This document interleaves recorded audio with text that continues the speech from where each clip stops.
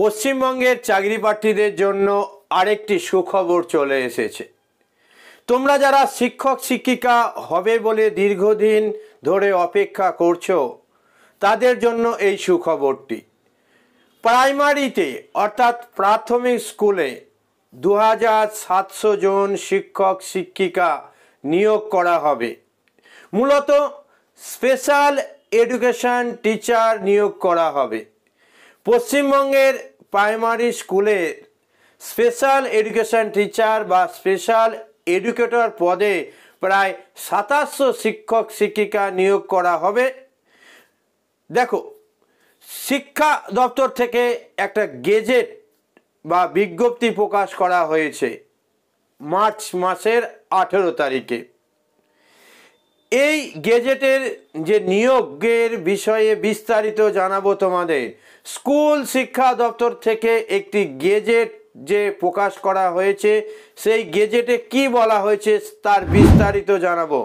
ইচ্ছা গেলে চ্যানেলটা সাবস্ক্রাইব করে রাখো, যাতে ভবিষ্যতে এই ধরনের নোটিফিকেশান তোমরা পাবে এবং এই চ্যানেল থেকে পরীক্ষার প্রস্তুতিও তুমি পাবে। আমি নিজে বিএডের ওপর স্পেশাল এডুকেশনে বিএড করেছি, যদিও আমি হাই স্কুলে শিক্ষকতা করি। তোমরা যারা প্রাথমিকের জন্য ফর্ম ফিল আপ করবে, তাদের জন্য অবশ্যই এটা একটা খুব ভালো খুব ভালো একটা সুযোগ। অবশ্যই নিজেকে রেডি করো। কি বলা হয়েছে, উদ্দেশ্য কি?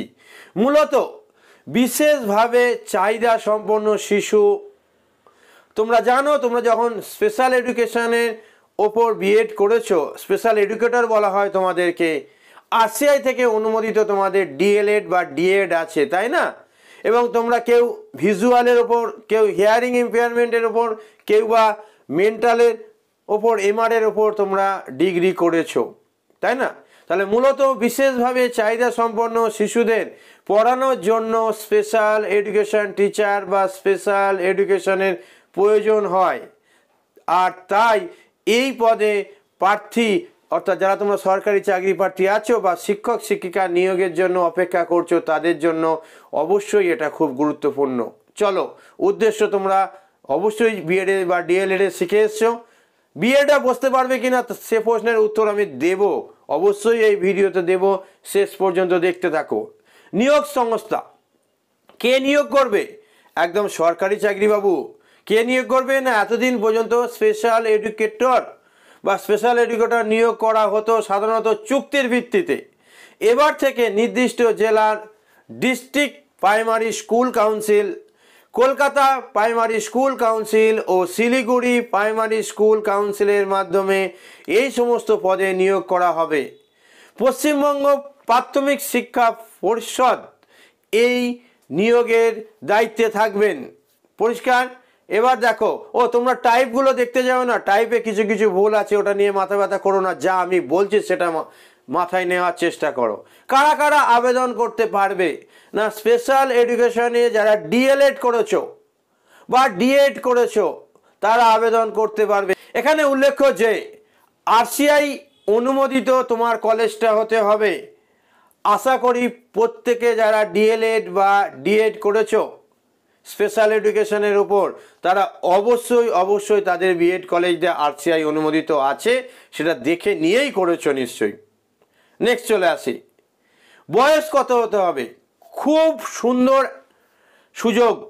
না, বয়স 20 থেকে 40 বছর।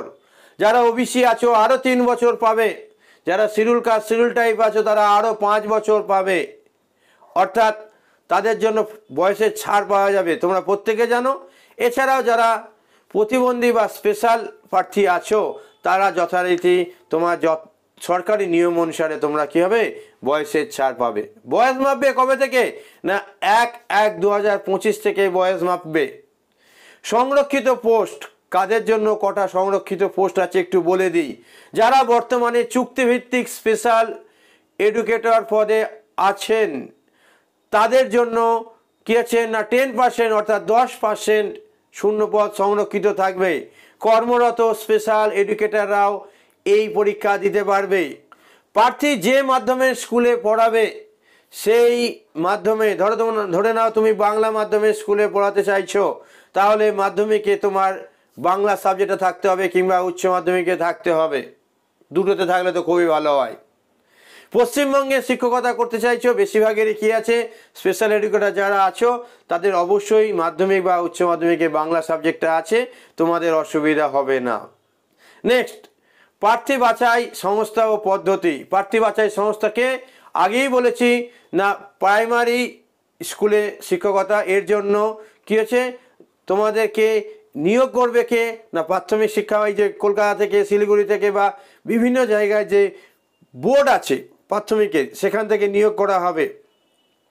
কিভাবে নিয়োগ হবে না, প্রথমে তোমাকে টেট, টাইপে ভুল আছে ওখানে ভেবে না, TET, TET, TET, teachers eligibility test দিতে হবে। বাছাই এই পরীক্ষায় মোট কত নম্বর, টোটাল টেট হবে 100 নম্বরের, এবং সেই 100 নম্বরের ওয়েটেজ বেরোবে কত, 100 নম্বরের ওয়েটেজ বেরোবে 80। স্যার ব্যাপারটা বুঝলাম না। 100 নম্বরের ওয়েটেজ বেরোবে 80-র ওপর। যেমন ধরে নাও তুমি 100-র মধ্যে 80 পেয়েছো, তাহলে 80-র মধ্যে কত, 28 64 পাবে তুমি 80-র মধ্যে, পরিষ্কার। 100-র মধ্যে 90 পেয়েছো, তাহলে 80-র মধ্যে কত, 8 9 72, তাহলে 80-র মধ্যে 72 পাবে। এরকম 80-র ওপর ওয়েটেজ করা হবে। তাহলে বাকি 20 নম্বর কোথায় না, বাকি 20 নম্বরের মধ্যে 10 নম্বর থাকবে ডেমনস্ট্রেশন, অর্থাৎ তুমি কিভাবে ছাত্রকে ট্যাকেল করছো, কিভাবে পড়াচ্ছো, প্র্যাকটিস টিচিং অ্যাকচুয়ালি। আর 10 নম্বর থাকবে ইন্টারভিউ, নিয়ে হচ্ছে তোমার টোটাল 100 মার্কস। এর ওপর কি হবে, তোমার প্যানেল তৈরি করা হবে। এবার চলে আসি, টেট পরীক্ষা অনলাইন না অফলাইন নেওয়া হবে। এখন অনেকেই জানো তোমাদের কি হচ্ছে না, সিবিডি টেস্ট হচ্ছে, কম্পিউটার বেসড টেস্ট হচ্ছে না, এটা তা হবে না, এটা অফলাইন হবে, ওএমআর সিটে হবে। অর্থাৎ টেট পরীক্ষার সম্পূর্ণ অফলাইনে হবে, ওএমআর সিটে অর্থাৎ হবে, ঠিক আছে। টেট পরীক্ষা হবে এনসিটির নিয়ম অনুসারে হবে, এটা ওএমআর সিটের জন্য হবে, এবং এই ওএমআরটা আগে যেসব ওএমআর পুড়িয়ে দিয়েছে, হ্যান হয়েছে ত্যান হয়েছে এইসব হয়েছিল, সেই জন্য বলা হয়েছে ওএমআর কী হবে, 10 বছরের জন্য সংরক্ষণ করা হবে।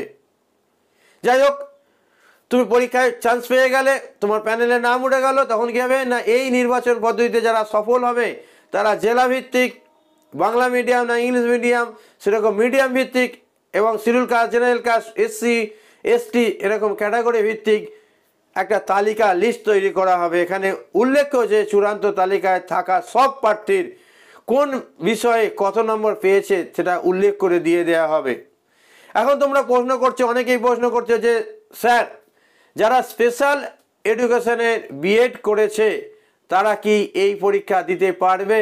দেখো, যতটা আমি বুঝি, এটা প্রাইমারি স্কুলের চাকরি এবং প্রাইমারি স্কুলের জন্য ডিএড বা ডিএলএড প্রয়োজন হয়, বিএড প্রয়োজন হয় না। বিএড সাধারণত 6 to 8, আমাদের পশ্চিমবঙ্গে 5 to 8 চলে হাই স্কুলে, যেটা টেট হয়, আপার প্রাইমারি টেট, সেখানের জন্য বিএড লাগে।